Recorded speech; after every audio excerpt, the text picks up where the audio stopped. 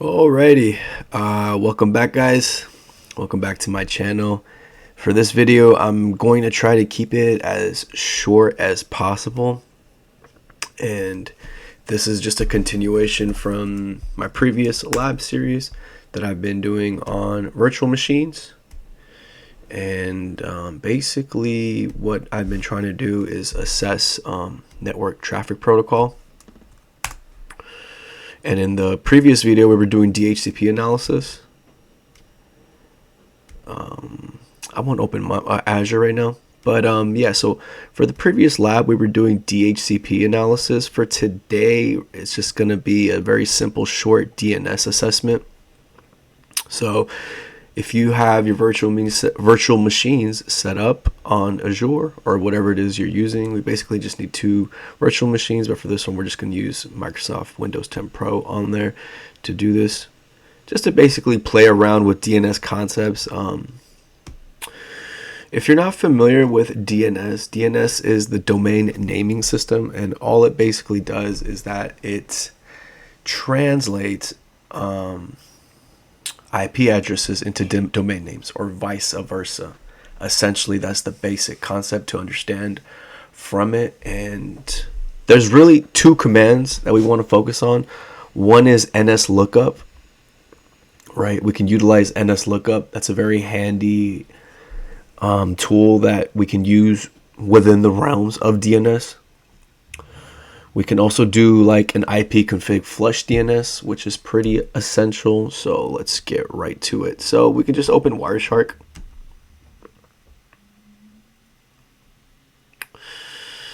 Inside Wireshark, let's begin a packet capture. And here's all the spam that's going on.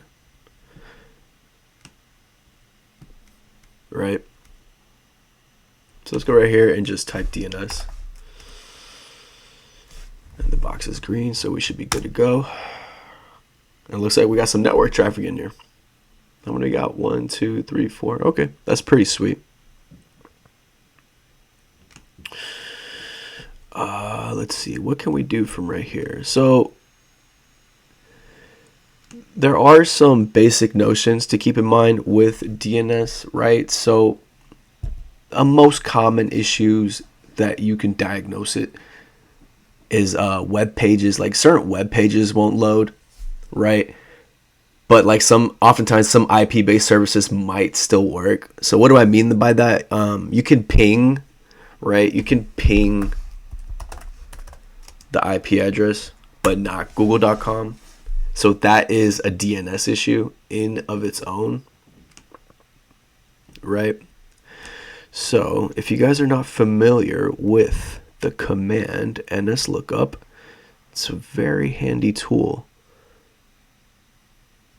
And basically you can use this in your diagnostic process. So nslookup, let's say disney.com.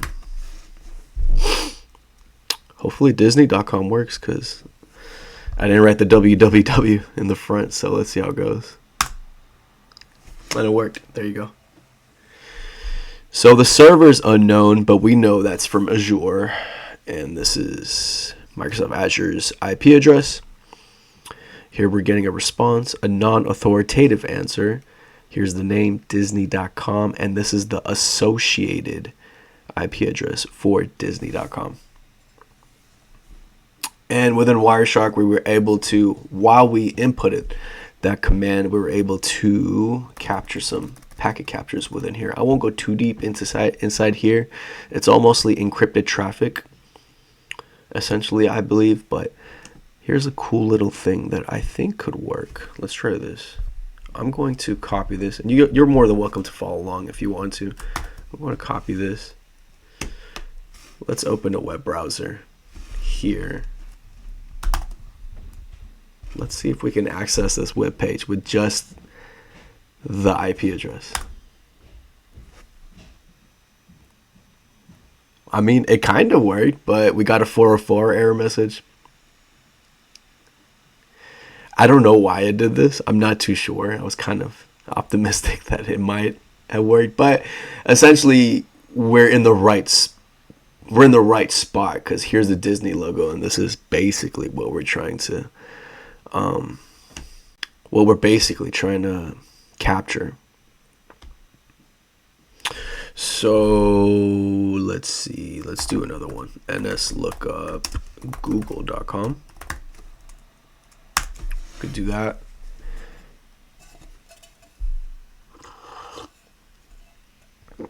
And it successfully worked. And here we can see the IP address for google.com,